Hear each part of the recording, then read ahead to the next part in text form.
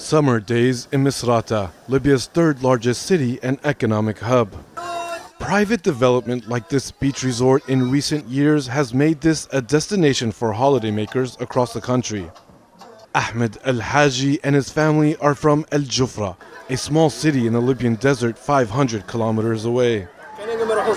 If it was up to the children, we'd never leave. They love the beach and we don't have that back home.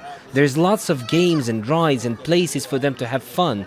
We have been coming here for summer vacations for years. Fuad Al-Faqih works for this resort. He says business is great and it's expanding. There's no doubt that Misrata has become a destination point for tourists. We hope to become a modern landmark for tourists in the city. God willing, local authorities and the government will look at what we have achieved and start to invest in Libya's vast coastline. Libya has suffered conflict and political division since Muammar Gaddafi was toppled in 2011. During that time, Misrata was a rebel stronghold and saw intense fighting. Hundreds of civilians were killed, entire neighborhoods completely wrecked. But since then, the city has been for the most part untouched by violence, allowing time for development. Khalid Ad-Dilfag says having two rival governments in Libya has had a negative impact on its economy, but it's also created opportunities. People cannot afford to travel, so they are forced to vacation inside Libya.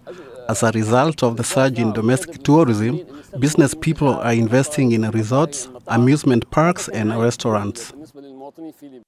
Leptis Magna, just a short drive from Misrata.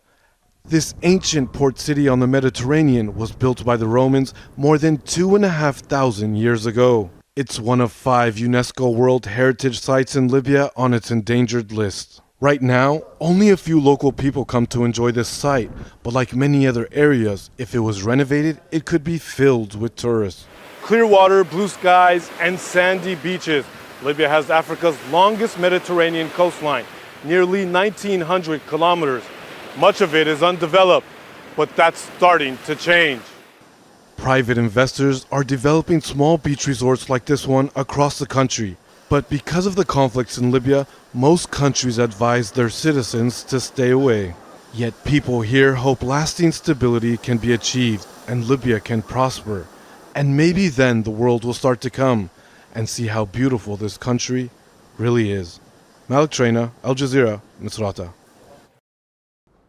Make sure to subscribe to our channel to get the latest news from Al Jazeera.